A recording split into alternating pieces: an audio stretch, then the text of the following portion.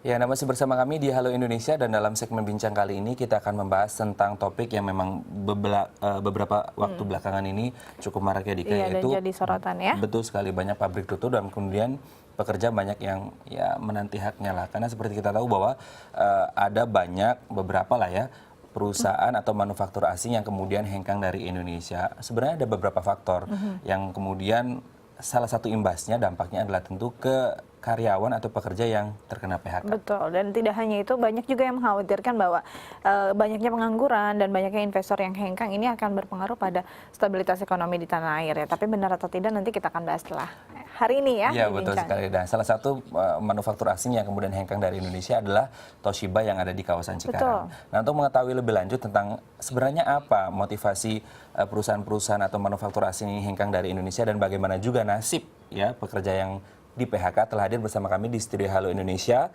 Aryo Dharma Pahla Irhamna selaku pengamat ekonomi. Namun sebelum kita berbincang dengan beliau, kita saksikan dulu tayangan berikut. Pemutusan hak kerja dapat disebabkan oleh berbagai faktor. Menurut Undang-Undang Nomor 13 Tahun 2003 tentang Ketenagakerjaan, pemutusan hak kerja atau PHK dapat terjadi jika ada penutupan perusahaan, pengurangan jumlah karyawan akibat produksi dan permintaan pasar menurun, serta adanya keputusan pengadilan hubungan industrial atau pengadilan perburuhan atas permohonan perusahaan. Hingga saat ini kasus PHK masih kerap terjadi di Indonesia. Kebanyakan dari mereka justru berasal dari perusahaan asing yang sebagian besar kalah bersaing di pasar nasional, hingga akhirnya memutuskan untuk hengkang dari Indonesia dan memberhentikan seluruh karyawannya. Berdasarkan data yang diperoleh dari pihak Konfederasi Serikat Buruh Indonesia, terdapat sejumlah perusahaan asing yang resmi hengkang dari Indonesia dengan jumlah karyawan ter-PHK mencapai ribuan orang. Di antaranya PT Sandoz dengan jumlah 200 orang, Starling 452 orang, Panasonic 480 orang, Samoin 1166 orang, serta PT Toshiba 865 orang. Selain kelima perusahaan asing tersebut, masih terdapat sekitar 10 perusahaan asing lainnya yang telah lebih dulu memberhentikan produksi di tanah air. Meski kejadian ini dianggap tidak mempengaruhi pertumbuhan perekonomian di Indonesia, namun peran pemerintah tetap dibutuhkan dalam menangani hal ini. Ya, ini kalau kita lihat ya luar biasa ya, banyak sekali akhirnya yang pekerja di PHK. Betul, ratusan bahkan ribuan ya. Bahkan ribuan. Kita langsung sapa Mas Aryo. Selamat pagi, selamat datang di Halo Indonesia. Selamat pagi Mbak Dika dan Mas Matt. Oke. Mas Aryo, ini kalau kita lihat fenomena yang sedang terjadi di Indonesia saat ini, yang notabene justru kebanyakan adalah perusahaan-perusahaan besar. Betul. Gitu. Tapi kemudian banyak yang kolaps dan tidak memproduksi lagi, tutup atau tidak memproduksi lagi di Indonesia. Sebenarnya ada fenomena apa di Indonesia ini, Mas Aryo? Sebenarnya saya melihat poin utamanya adalah sudah berlangsungnya ya era ekonomi ASEAN ya. Jadi banyak multinational company mereka menjalankan strategi bisnisnya agar semakin berdaya saing, yaitu gimana caranya mereka tetap berproduksi dan dengan biaya yang sangat efisien. Salah satunya adalah restrukturisasi basis produksi mereka. Oke, sebenarnya untuk peraturannya sendiri atau kebijakan untuk investor asing membuka industri di Indonesia seperti apa? Apakah memang memudahkan untuk mereka bisa hengkang kapanpun itu? Iya, itu sebenarnya tidak masalah kan, maksudnya asal bukan mudah atau tidak mudah, asal kewajiban perusahaan itu dijalankan. Karena pasti kalau mereka berproduksi dengan nyaman dan usahanya lancar, mereka tidak akan pergi, pasti ada pertimbangan lain kenapa mereka pergi, salah satunya tadi aspek strategi bisnis. Oke, jadi itu sebenarnya permasalahannya bukan masalah mereka tidak mau menjalankan, tapi pasti ada alasan tertentu ya, yang mereka memang mengharuskan mereka terbaik adalah hengkang. Nah ini permasalahan, selain permasalahan itu, apakah memang ada faktor-faktor lain yang memungkinkan seorang investor asing itu hengkang dari sebuah negara, khususnya di tanah air sendiri?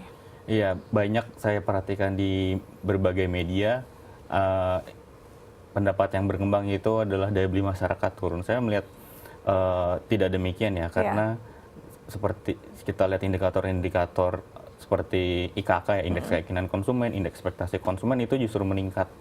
Jadi dari daya beli masyarakat saya tidak melihat ada penurunan. Inflasi juga mampu dijaga terkontrol meskipun inflasi harga-harga bergejolak cukup ada tren kenaikan, tapi overall menurut saya masih bisa dikontrol. Jadi saya melihat dari aspek eksternal dari masyarakat ekonomi ASEAN. Kemudian kalau kita fokus ke perusahaan-perusahaan Jepang itu, mereka memang dari dulu dikenal doyan ya, doyan dengan memelihara zombie company.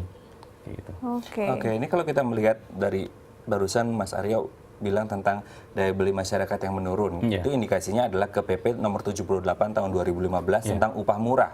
Nah, apakah memang ada kaitannya antara upah murah dengan daya beli menurun, atau memang fenomena masyarakat sekarang ini adalah mereka lebih baik berhemat ya, karena memang situasi ekonomi yang kurang membaik, sehingga akhirnya bukan daya beli yang menurun tapi lebih pada mindset masyarakat untuk tidak lebih konsumtif. Ya itu mungkin saja karena indeks ekspektasi masyarakat yang baru rilis dari Bank Indonesia itu sekitar 3 bulan mendatang, masyarakat itu sudah ada ekspektasi akan ada kenaikan harga. Mungkin bisa juga, cuman jika kita lihat dari tren inflasi itu masih cukup terkendali lah, dan masyarakat ini secara umum ya, tentu kalau masyarakat yang menengah ke bawah atau rentan miskin itu saya rasa mereka akan kesulitan ya untuk memenuhi kebutuhan hidupnya. Sejauh mana sih inflasi mempengaruhi daya beli masyarakat, Mas? Iya, kalau inflasi itu kan kenaikan harga-harga secara umum ya. Kalau mampu dikontrol berarti masyarakat mampu kan ya afford untuk membeli barang-barang kebutuhan mereka. Gitu. Jadi memang sangat berpengaruh. Oke. Nah, ini kalau misalnya kita lihat bahwa tadi sebenarnya daya beli masyarakat juga tidak turun sebenarnya kalau dilihat. Nah, itu menjadi alasan mereka untuk hengkang. Nah, ini ada beberapa, kalau dari data KSPI sendiri ada lebih dari 10 perusahaan asing yang memutuskan berhenti produksi, bahkan sudah 6 hengkang. Nah, ini menurut pengamatan Mas sendiri, apakah memang pola mereka hampir sama dengan alasan yang sama, atau memang punya masalah yang berbeda-beda? Cuma fenomenanya serentak saja. Iya, jadi alasan saya tadi kan lebih ke era ekonomi ASEAN ini ya.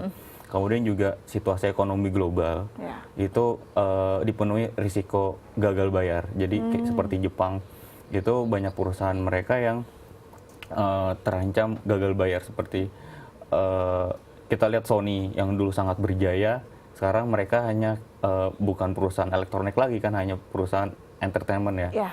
Kemudian Sharp juga kita udah tahu tahun lalu mereka bahkan mewajibkan para pekerjanya membeli produk Sharp. Kayak gitu. Jadi memang situasi ekonomi global yang sulit, dan bagaimana pemerintah meresponnya menurut saya sudah cukup baik dari berbagai paket kebijakan ya, hanya implementasinya ya yang belum. Oke, ini kan yang paling menohok istilahnya nih, jadi masalah besar akan banyak pengangguran. Lalu bagaimana nasib mereka, kita akan bahas setelah jeda berikut ya, tetap bersama kami di Halo Indonesia.